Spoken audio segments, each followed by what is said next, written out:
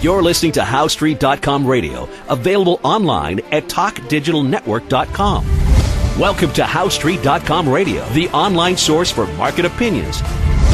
Here is Jim Goddard. My guest is Rick Ackerman, editor of the newsletter Rick's Picks. His website is rickackerman.com. He's speaking to us from Superior, Colorado. Thanks for inviting me on, Jim. Rick, you weren't surprised that we were seeing kind of a mini rally on the markets today? Not at all. I've got a lot of perma-bears in my own chat room, and they've been kind of looking for these turn dates, and I'm not big on cycles, but my own work suggested that we could have a 600-point rally in the Dow. I didn't expect to be almost halfway there by the end of today, but it certainly looks like we're getting there. What's the big reason for the rally? It's all short covering. I don't think there's a bullish buyer out there. Just bears getting them in, and I see that bearishness, as I mentioned, in my own chat room. And people talk about a they, that's with a capital T, that control the market and the plunge protection team. But who needs one when the bears are easily stampeded into these short covering rallies? So over time, what we've had is just a very broad top, and the result is that it's almost impossible to nail the top, to get short at the top, no matter how bullish you are, and no matter how bearish you are, and no matter how right you are. People keep looking to the east, as the song China Grove says, but they're looking at Shanghai and the stock market there. I saw the latest stats. China's growth down for the 7th month in a row. Their industrial production, their service sectors all down. What is the long-term look on China? Well, you and I talked just a little bit about James Rickards' book, The Death of Money, and I don't know, the book's been out for a while, but if you'd read it 6-8 months ago, you would see that China was not headed into a recession, but more like an absolute implosion, and I think that's what's happening. They've been very pumped. Their economy is virtually a mirror image of the U.S. in terms of the mix of capital investment and consumption. They are 70% capital investment, 30% consumption, and we are just almost exactly the opposite of that. And in order to avoid overinvestment, investment bubbles, China, in theory, has to segue into a more consumer-based economy. But as Rickards points out, that is a wrenching transition. It's like, taking the Titanic and trying to turn it around 180 degrees. It's going to take a while. And of course, consumers need cash on hand. If their economy is turning down, that means a loss of jobs, a loss of consumers. Yeah, and in China, that happens in a big way, when they reorient their economy mainly by getting people to leave the farms and to come into these manufacturing centers that in themselves are like huge cities. The dislocation is gigantic, and a problem is that you can't reverse it. Once the farms that the workers in Nike factories have left have been taken over by huge agricultural giants, and there's no longer a family farm. So it's very difficult for China to change policy even a little bit without creating major problems. What are they going to do in the meantime? Do they feel they can weather the storm, or is that why all the money that people can gather is being used to buy real estate in places like Vancouver? Well, there is quite an outflow of Chinese money. It's not just in Vancouver, where cash buyers for homes, cash from China, has pumped up the local market. But certainly, there's a reverence for real estate. Owned property is almost a religious mantra with the Chinese consumer. And even in China, you've got these apartment complexes where you buy a unit on spec, and it's not the same as in the U.S. These are unfinished apartments, some without even sheetrocking, but you're buying a cubicle in a high-rise that has value, or at least expected value. So in that respect, real homes in places like Vancouver or Seattle begin to look very, very enticing. And of course, Vancouver's more attractive because of the low Canadian dollar. That's true, and it's frightening to someone from the U.S. You know, it's not like the prices in Vancouver aren't high enough, but when you translate them into U.S. dollars, an American will see, well, this house is listed at $3.7 million, which is in Canadian dollars. You know, you put that in U.S. and it's more like whatever 3.1. But that's still a lot of money. Yeah, it is, and Vancouver is probably the only place you could go looking at housing prices and think that they're relatively sane in San Francisco. And why is it that the West Coast is so attractive? Is it just because it's closer to China? Well, yeah, there's the geographical proximity. You know, if you're moving from China to the U.S., you're not really. You look at a map, and the Pacific Coast, anything along there, Seattle, Portland, Vancouver, looks attractive. You're not typically thinking of moving to Cheyenne, Wyoming. And also, too, we have a very large Asian population. I did an interview of high school students recently talking to these young girls born in Vancouver who could barely speak English, and they said, you don't need to speak English in Vancouver anymore. You'll get by on Chinese just fine. Yeah, that's true. It's a real enticement when you get a sort of critical mass there of people who speak your language and operate stores that sell the things, the food, the goods and services that you're used to. It makes it much easier to live in places like that, and it becomes it's sort of the enticement feeds on itself. And in the Chinese culture, they come from an understanding that words that sound like other words mean a lot to them. So I said, why is it that the city of Richmond, where the Vancouver International Airport is, I said, why does it have a majority Chinese population? Is it really because the town of Richmond or the city of Richmond sounds like rich man? Is that one of the reasons? And they said, yes, it is. It's like they avoid the number 4 because it sounds like the word for death. That's interesting, and I know it's true.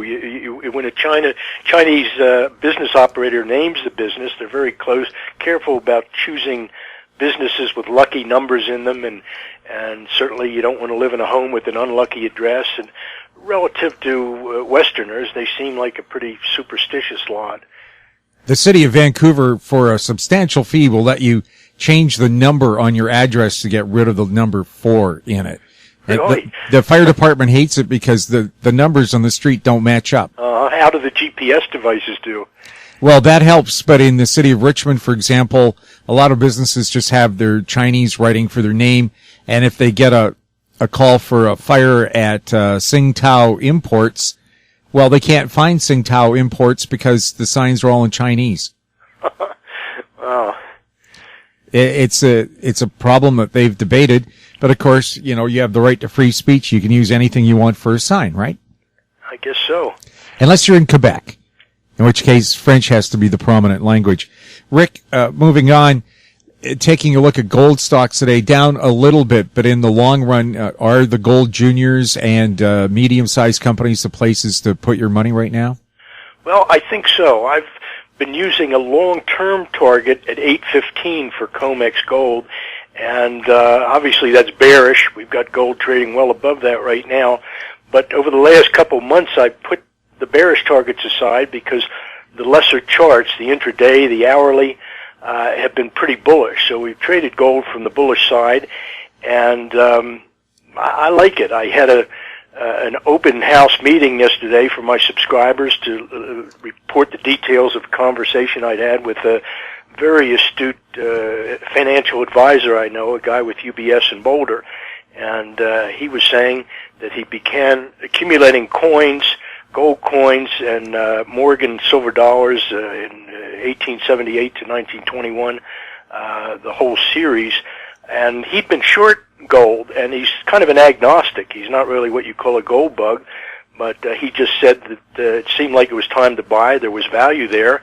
And if you look at all the macro trends over the last few months, you could at least, if you're thinking, well, what's going up or what can continue to go up, and gold was one of the answers.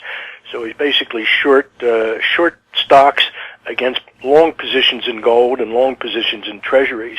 And that last one is something I've been very bullish on myself I've got a long-term projection of 1.64% interest rates on the 30-year, and putting yields aside, the capital gains, if you hold a long-term instrument, when interest rates go lower and lower, you're enormously leveraged. So a little bit of a decrease in long-term rates sends the price of the bonds you're holding way up. What was your impression of the G20 finance ministers meeting? I don't pay much attention to those guys, but I think that the strong dollar is going to be a developing story. It'll be the big story of 2016 or perhaps 2017.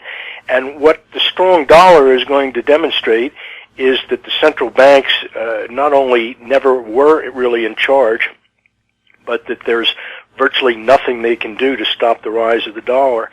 And that has hugely deflationary implications for the world. If you take the quadrillion-dollar derivatives edifice that the players have built over the years, a big house of cards, in every single transaction, a party is implicitly short dollars and a party is implicitly long. And it's akin to the mortgage market, where if you're a mortgage borrower, you want the dollar to cheapen. You want to see inflation because you'll get to pay off your loan in cheaper dollars. Well, there is implicitly that expectation on either side, one side or the other, of all leveraged derivative bets. And so if you get a strengthening dollar, the counterparties, the short dollar side of each of these derivative bets, is going to be squeezed to pay up. And I think that's what's going to happen. And it demonstrates the key feature of deflation. I don't look at it in terms of an increase in the money supply. If you want to know what deflation really is, just think of it as an increase in the real burden of debt. We'll have more with Rick Ackerman right after the break. Unbelievable harmony, spectacular performance, the ultimate tribute to the Everly Brothers and Simon and Garfunkel. Bird Dog and the Vintage Electric Band coming to Fort Langley, Mission, White Rock, West Vancouver. Buy online and save at ontourtickets.com. Welcome back. We're speaking with Rick Ackerman. Rick, what's the projection for oil prices short and long term? I've been saying low 20s since crude was up in the $60 range. And I still think it'll get there. You know, we were talking about China.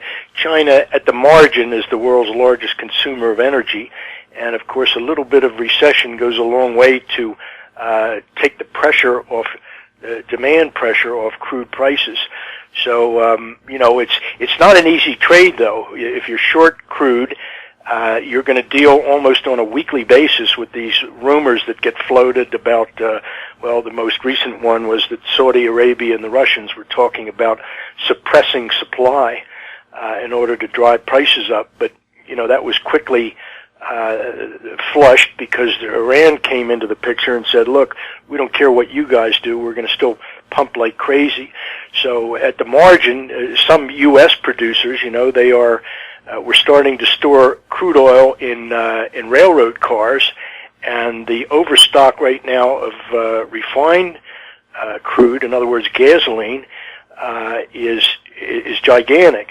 And of course, that doesn't prevent these occasional short squeezes in crude. The reason the rallies have been particularly vicious is that the whole world's short crude, and for good reason. It's like they're all on the right side of the trade, but they're no sellers anymore. So the rallies tend to be very feisty, and of course, anybody who's short crude goes up against that black swan possibility that on some day a terrorist is going to take out a tanker in the Strait of Hormuz, and you're going to see crude go up $20 a barrel the next day. So it's a very dangerous trade, but I'm still looking for low 20s. Well, when you say a black swan event, ISIS is trading black market crude oil. For them, a price hike would help them. For sure, and I think that, the Saudis, when they are thinking geopolitically, it is Iran that they would like to inhibit, or at least cash flow for Iran.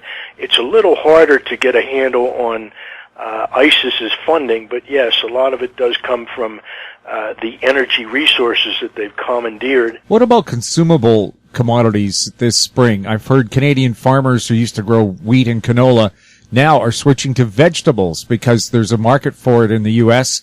with the lower Canadian dollar.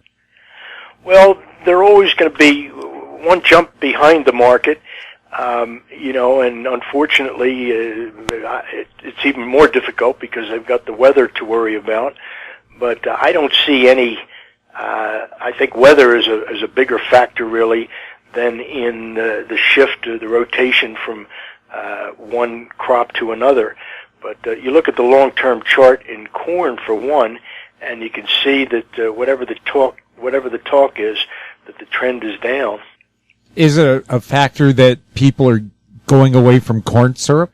I don't know how big a factor that is. I see at the grocery store level, you see more and more products making the claim, this is cane sugar or whatever. That's cane sugar is becoming the gold standard for soft drinks. So it's interesting. I guess we've come full circle, and people want the real deal now. They want real sugar. Whether that's how big a factor that is, I don't know. There's the use of fructose corn syrup for all kinds of products is I don't know if it's a big deal relative to the overall supply of corn. How big of a factor is organic food in the general food market? 10 years ago, if you'd looked, there were just a couple grocers kind of operating on the fringe with organic this and that. But when you saw it go mainstream with vendors like Costco bragging about organic this and that, then you knew that it had really stuck. And most of the bigger chains, Kroger, Safeway, they've emulated the earlier players in the organic foods business, including Wild Oats, Whole Foods. So it really has caught on in a big way, and to me it looks like just a good thing. Anything else that you'd like to add, Rick, today? We talked, you and I, about James Rickard's book, and I think that the 800-pound gorilla, China, is really very important to the global economic picture.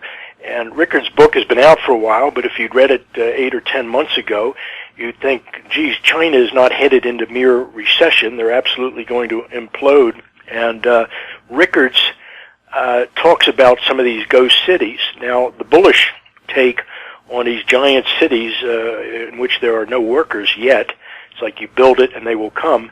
The bullish story is, well, China has so much wealth that they can build those cities and bide their time until they fill up with workers and think tanks and all kinds of businesses. But Rickards actually fleshes out the numbers, and he focuses on ghost cities that form a kind of concentric ring around Nanking. And it's not just a few ghost cities that China is going to have to deal with, but literally hundreds of them. And, by Rickard's calculation, China could take the hit, but it would eat up most of their, I think he estimated about a $4 trillion surplus reserves. Chinese savings certainly go very deep, but it would take everything out of them to essentially carry these ghost cities for another 10 years. So, but the interesting point that Rickards makes is that when you build these big buildings and transit systems and there are no people there, they won't necessarily come, because putting up a building is not going to necessarily attract the talent you need to fill it with productive workers. The office buildings, and many of those buildings will draw their talent from local universities, and so you need the entire infrastructure. You need schools that are turning out a lot of people with engineering degrees and things like that to fill up those buildings. So the idea, build it and they will come, is a complete fallacy. What they should have built was universities, right? Yes, and I guess for lack of a university system quite like the American system, they send many students to U.S. schools. And of course, the best and brightest who go to Caltech, MIT, Stanford, Harvard, when they go back to China, they're certainly well educated and capable of contributing to the Chinese economy. But because of all the central planning, their skills are not necessarily necessarily needed in the quantity that they're being churned out. So, China suffers from the same illness that the Soviet Union did under Stalin. The central government just thinks that it knows more than the economy as far as planning. Well, when you have big universities, you have developments like Silicon Valley in California, and in Vancouver, they call it Silicon Valley North, where a lot of those Chinese students who go to the University of British Columbia or Simon Fraser University stay in Vancouver because they've come up with new ideas, new inventions. They develop them, and they become millionaires, billionaires here. Why go back to China? Well, that's true. I guess you go back to China, I suppose, to flaunt your success, and certainly a lot of the talent and the money find their way back to China, mainly because there's just a very promising domestic market there to consume anything you could possibly invent or manufacture.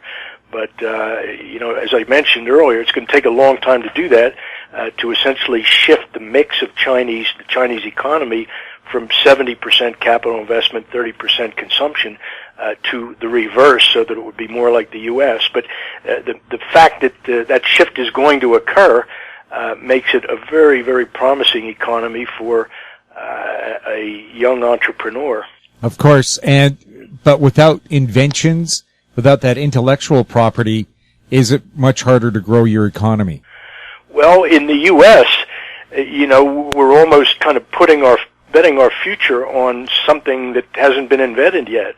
It seems at least somewhat predictable that the next big thing for the U.S. economy will not come from what we call the information economy, but from the energy economy. So, which could encompass everything from cold fusion reactor to, storage cells for solar power. And, I think if the U.S. economy is going to revive, it will probably come through some breakthrough on the energy front, and the extreme example being, an anti-gravity machine. But now that we've detected the ripples of gravity from colliding black holes, who knows? It's possible that it will eventually lead to a solution to gravity itself. Well, I was going to say those alien spaceships that the government claims aren't here, they make tremendous changes in direction and speed. And I was thinking, if gravity turns out to be like so many other things, like light is a particle, well, it usually means if there's a particle, there's a negative and a positive charge. And if you're just going from positive to negative, you're going to be moving around inside that vehicle, essentially weightless inside of it, but riding and changing the gravity. Yeah, think about what a big deal that would be. We'd be driving, we'd have vehicles that get thousands of miles per gallon or the equivalent of that. And but I do think that the next big thing for the U.S. Lies in the energy area. We've milked the information economy. I won't say for all it's worth, but we're going to have to get back to manufacturing, even if it's with 3D printers, where you can keep the basic supplies in your closet. It can be things that make plastic and metal, fabricate graphene, for instance, or carbon fiber things. So we'll be able to make car body panels in our own homes and car parts and things. And in that way, it's kind of ironic, but we'll have come full circle back to a manufacturing economy, but the manufacturing will be done literally in-house. Or very close to your house. I was thinking more like car dealers would 3D print your custom-designed car. Because, the average person probably doesn't have the facilities to do it themselves. Right. You'll be able to you'll be able to build a guitar or even some basic foods and things, but the area of 3D printers is a good thing to focus on if you want to imagine just how close we are to an amazing future. And there's a lot of economic promise in 3D printers alone, so I don't think the economy is necessarily dead, even if we need a a depression to cure all of the financial excesses. There are always things to come back to, and there's a future that's really difficult to envision, but it's still a good one. Well, Rick, from 3D printers in your backyard making your new car to the disaster in China, a lot of stuff we talked about today, and we'll be talking more with you in 2 weeks. Thanks much, Jim. Great fun. My guest has been Rick Ackerman, editor of the newsletter Rick's Picks. His website is rickackerman.com. You're listening to HowStreet.com Radio. Find us on Twitter at TalkDigitalNet. Our YouTube channel is Talk Digital Network. Questions or comments about the show can be sent to info@HowStreet.com. I'm Jim Goddard. Thanks for listening. Comments made on HowStreet.com Radio are an expression of opinion only and should not be construed in any matter whatsoever as recommendations to buy or sell any financial instrument at any time. Available online at TalkDigitalNetwork.com. HowStreet.com Radio is a production of HowStreet Media Incorporated.